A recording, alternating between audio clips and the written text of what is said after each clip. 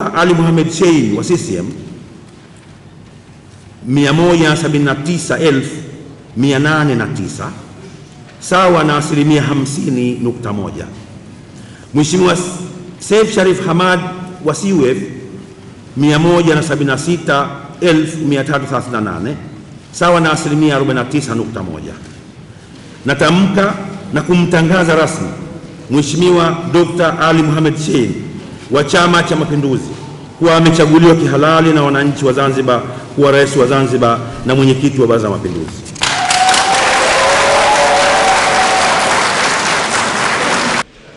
Mheshimiwa Mwenyekiti, kwanza sina budi nimshukuru Mwenyezi Mungu kwa kutujalia tukaweza kufanya uchaguzi katika nchi yetu salama usalimini. Na kwanza nishukuru Tume ya Uchaguzi kwa kuweza kutuandalia uchaguzi, na ni uchaguzi ambao kwa kiwango kikubwa ulikuwa ni afadhali kuliko chaguzi nyingine zilizopita. Tunawapongezeni kwa hilo Tume ya Uchaguzi. Lakini papo hapo niseme kwamba kulikuweko na dosari ambazo zinahitaji kurekebishwa. Nichukue nafasi hii kwa niaba ya wagombea wenzangu kumpongeza kwa dhati kabisa Dr. Ali Mohamed Shein. Jina langu naitwa Abdurrahman Hamad Hassan binti Degeti Mdalahoi, mjumbe wa Baraza Kuu Taifa, Chama cha Wananchi CUF. Nimefika hapa studio leo kwa kuja kumpongeza mwenyekiti wangu wa Chama cha Wananchi CUF kwa hotuba yake aliyoitoa kwa habari ya muafaka.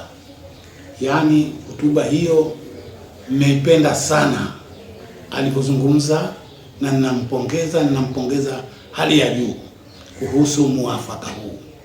Alipozungumza kuhusu muafaka huu ni kweli, na sababu sisi tunazo. Muafaka huu kuna watu wanaujua na kuna watu hawaujui.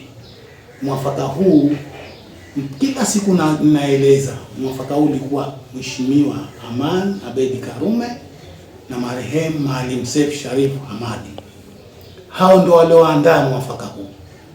Na muafaka huu ulipoandaliwa ulikuwa hauna vikundi kama hawajui, leo mnawaambia. Walikuwa ni watu wawili tu hawa, isipokuwa alijitokeza mtu mmoja marehemu Hassan Nasoro Moyo. Huyo ndio special kwenda kwa marehemu Maalim Seif na anakwenda kwa Mheshimiwa Aman Abedi Karume. Huyu Hassan Nasoro Moyo, kwa kusema kweli, huyu ndio aliyefanikisha hii kazi. Baada ya kuifanikisha hii kazi, walikutana, Maalim aliniambia hivi, walikutana na Aman Karume kitu kimoja. Bahati nzuri wakagaiana makundi, waambia watu muafaka huu.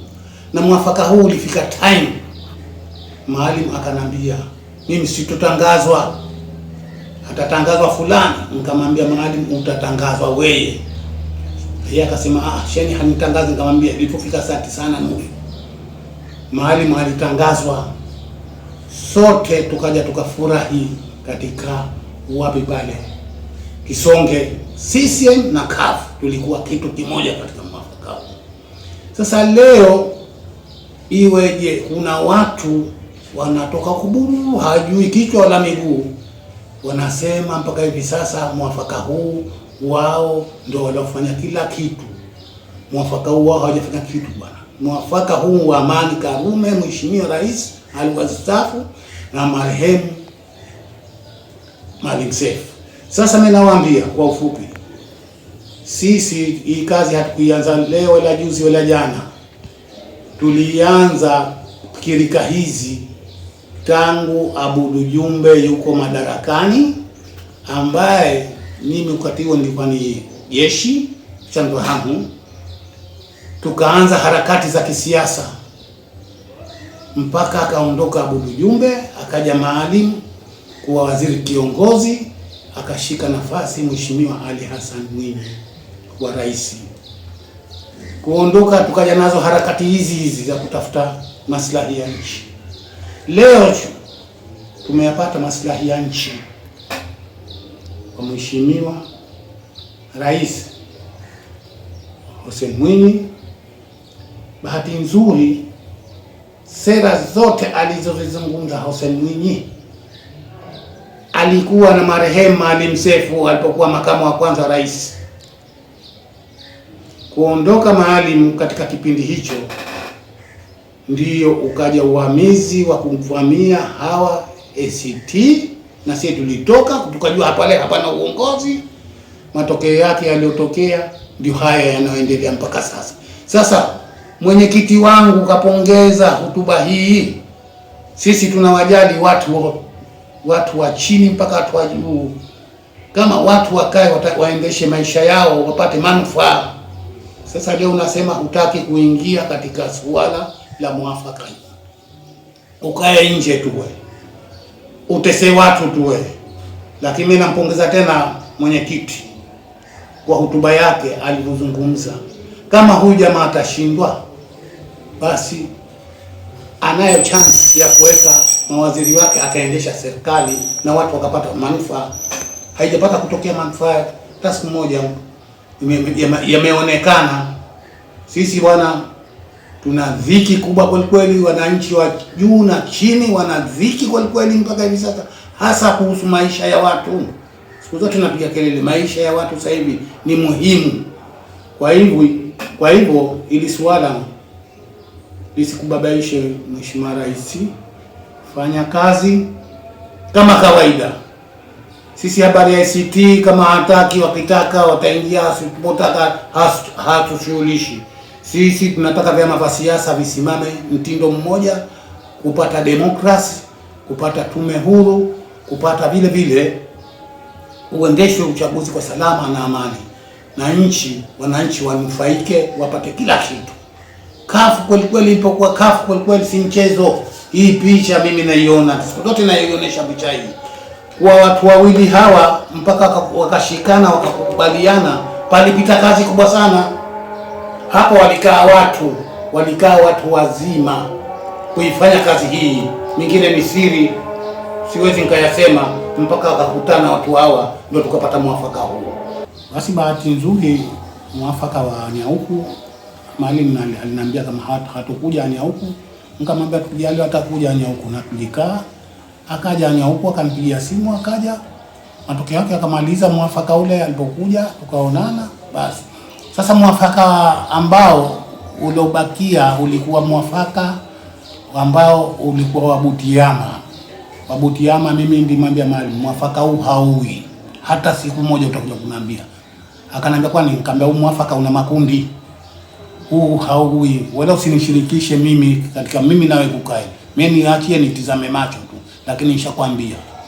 Bahati nzuri haukuwa mwafaka ule, ulivunjika moja kwa moja, kwa kuwa ulikuwa na makundi yale wakavutana. Huku kulikuwa na watu na huku kulikuwa na watu walikuwa hawazitaki mema nchi. Kwa hivyo bahati nzuri haukuwa mwafaka, uliokuwa ni mwafaka wa tatu.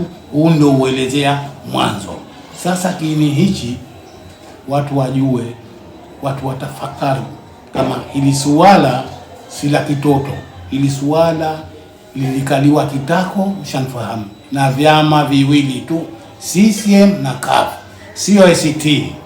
ACT ni uvamizi tu, kama ninavyosema, ni uvamizi uliokuwa hauna kichwa wala hauna miguu. Kwani hao si walikuwa kwenye serikali?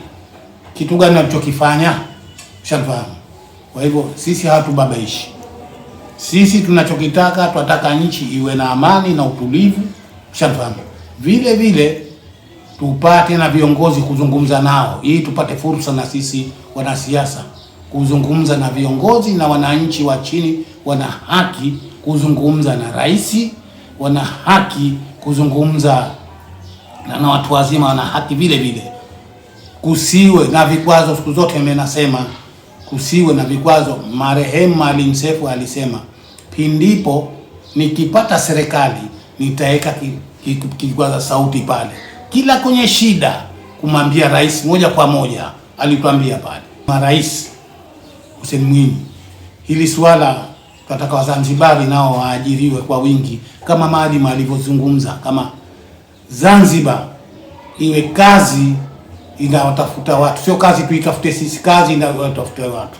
Kwa kuwa kuna watu wengi sana wamesoma, lakini wengine kina mama wako nje, hawana kazi yoyote, ushamfahamu. Kuna wanaume vile vile wamesoma vile vile, kuna waliokuwa hakusoma, zipo kazi. Kwa hivyo kazi tunataka rais wetu, sera aliyoitumia Maalim itumie, kazi itafute mtu, sio kazi tuitafute sisi. Sisi Wazanzibari tuko kidogo tu hapa. Tena na suala la bara vile vile, tunataka serikali ya bara vile vile ya umoja wa kitaifa, ndio serikali zitakuwa nzuri zenye mamlaka, kama vile vile alivyosema Arioba yenye mamlaka.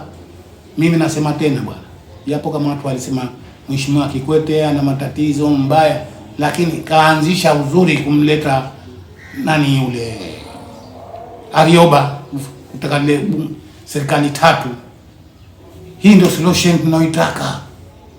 Hatutaki tena sisi magomvi saizi, hatupeleki bali popote, isipokuwa tukae tupendane, tujenge nchi. Namshukuru sana Mama Samia, yuko vizuri. Kwanza nampongeza kwa suala la sikukuu ya Muungano iliyopita kwa kuwatoa watu wengi sana jela. Kwa hivyo nampa hongera, hajapata kutokea rais aliotoa watu wengi sana, kawatoa, tupate shukurani. Kaanza kuwatoa mashehe, kaja na moyo wa kuwatoa watu wengi sana jela. Mama huyu yuko vizuri, tumpongeze sana sana sana. Kwa hivyo mama, tutizame na sisi na watu wa chini, hususan Zanzibar na bara, watu maisha yao ni magumu sana kabisa.